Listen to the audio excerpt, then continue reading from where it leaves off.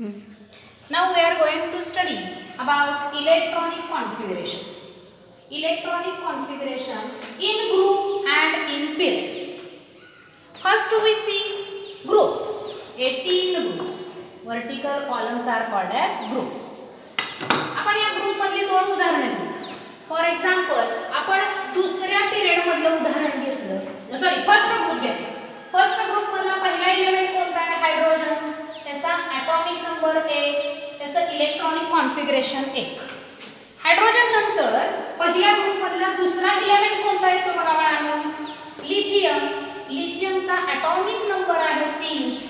Electronic configuration झालं 2, 1. Lithium नंतर आपल्याला ॲटॉमिक एलिमेंट दिसतोय तिसरा सोडियम. ॲटॉमिक नंबर 11, त्याचं electronic configuration 2, 8, 1. Similarly, after sodium there is potassium, and potassium atomic number is 19 and the electronic configuration 2, 8, 8, 1. That means what we see here, the outermost shell contains similar number of electrons, or valency of these 3 elements is same. या सगळ्या 4 मूलद्रव्यांची जर electronic कॉन्फिगरेशनचं निरीक्षण केलं तर आपल्या असं लक्षात येतं शेवटच्या ऑर्बिट मध्ये या चौघांच्या सुद्धा काय आहे? एकच इलेक्ट्रॉन आहे. That means electronic configuration of the outermost shell is the characteristic of a particular group.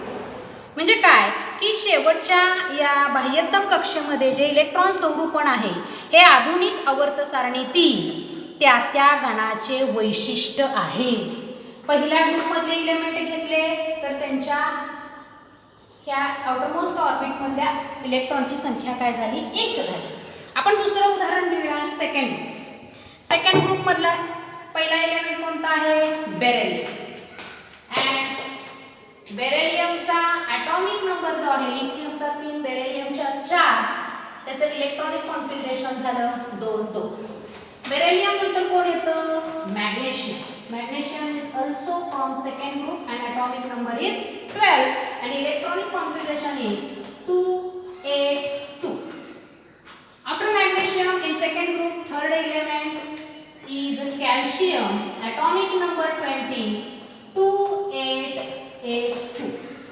In this case also we realize that electronic configuration of the outermost shell is characteristic of a particular group. Electronic configuration of a outermost shell. In second group, the outermost shell contains 2 electrons.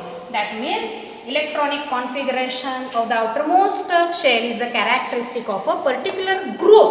हे आपण ग्रुपच्या बाबतीत बघितलं की प्रत्येक group मधील सगळ्या एलिमेंटचं outermost shell मधले इलेक्ट्रॉनिक कॉन्फिगरेशन काय असणार आहे? सेम असणार आहे. म्हणजे प्रत्येक ग्रुप मधल्या कोणताही जरी तुम्ही ग्रुप घेतला तरी प्रत्येक ग्रुप मधल्या सगळ्या मूलद्रव्यांच्या शेवटच्या शेलमध्ये आउटरमोस्ट ऑर्बिटमध्ये जे इलेक्ट्रॉनची संख्या असणार आहे ती सारखी असणार आहे. फॉर एक्झाम्पल तुम्ही 17th ग्रुप घेतला दॅट इज हॅलोजन, तर या सगळ्यांच्या आउटरमोस्ट ऑर्बिटमध्ये किती इलेक्ट्रॉन दिसतात तुम्हाला? 7. That means electronic configuration is a peculiar property of a particular group. हे आपण ग्रुपच्या बाबतीत बघितलं. नाव इन केस ऑफ पिरियड्स. आता पिरियड म्हणजे काय? आडव्या ओळी. आता आपण सेकंड पिरियड घेतला. सेकंड पिरियड मधला पहिला एलिमेंट कोणता आहे? लिथियम. ॲटॉमिक नंबर त्याचा आहे 3.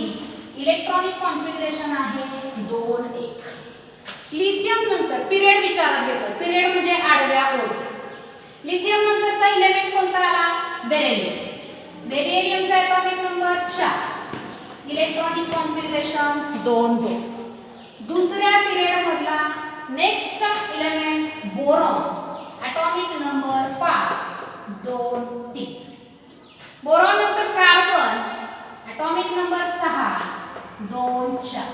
What you see here? काय दिसून लेफ्ट टू राईट, डावीकडून उजवीकडे चाललोय. Atomic number is increased by 1. लिथियमचा ॲटॉमिक नंबर 3, बेरिलियमचा ॲटॉमिक नंबर 4, बोरॉनचा 5, कार्बनचा 6, नायट्रोजनचा 7. म्हणजे जसं आपण डावीकडून उजवीकडे जातोय तसा त्याचा अणुअंक एकनं काय व्हायला लागलाय, वाढायला लागलाय. That means the outermost shell contains 1 electron extra in each successive element. प्रत्येक मूलद्रव्यामध्ये आपल्याला एक इलेक्ट्रॉन, शेवटच्या कक्षेमध्ये एक इलेक्ट्रॉन वाढत असलेला आपल्याला दिसून येतो. But the number of shells remains constant. जर दुसरा पिरियड आपण घेतला तर याच्यामध्ये दोनच शेल येणार आहे. Suppose this is a nucleus, this is first orbit that contains 2 electron and this is a second orbit that contains 1 electron. Beryllium मध्ये पण काय झालं, सेम पोझिशन, न्यूक्लियस पहिल्यामध्ये 2 इलेक्ट्रॉन आणि दुसऱ्यामध्ये 2. म्हणजे इलेक्ट्रॉन फक्त वाढतो शेवटच्या कक्षेमधला, सेलची संख्या मात्र काय होते, कॉन्स्टंट. बोरॉन मध्ये काय होतंय, पहिल्या ऑर्बिट मध्ये 2 इलेक्ट्रॉन आणि दुसऱ्या ऑर्बिट मध्ये 3 इलेक्ट्रॉन. सिमिलरली कार्बन मध्ये काय होतंय, पहिल्या ऑर्बिट मध्ये 2 इलेक्ट्रॉन आणि शेवटच्या ऑर्बिट मध्ये 4 इलेक्ट्रॉन.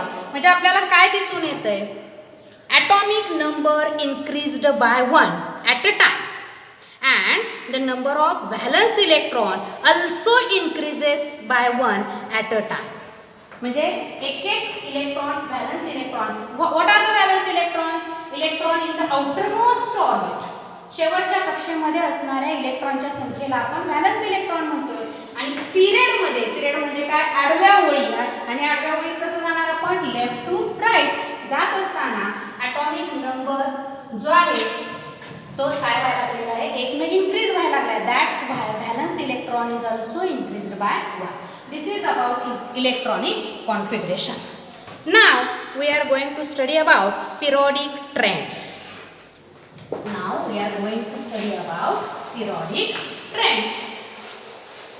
आता आपण त्या पिरियडिक ट्रेंड विषयी माहिती घेऊया. पिरियडिक ट्रेंड म्हणजेच काय, तर आवर्ती कर, आधुनिक आवर्ती सारणीमधील आवर्ती कर, पिरियडिक ट्रेंड. मग ह्यातला पहिला पिरियडिक ट्रेंड कोणता आहे बघा, valency. First one is valency depends upon valence electron. Valency depends upon valence electron.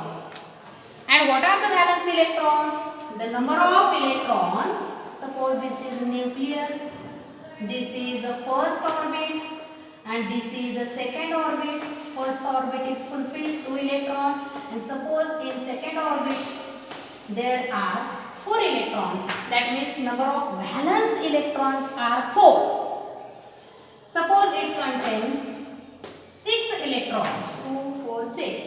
The valence electrons in this diagram is 6. Valence electron determines the valency of element. जे valence electron असतात ते valency find out करतात. म्हणजे ह्या atom मध्ये 6 valence electron आहेत तर त्याची valency झाली 2. What is the valency? Number of electrons accepted or given or shared to complete octet or to get electronic configuration near its noble gas electronic configuration. त्या संख्येला आपण काय म्हणतो, व्हॅलन्सी.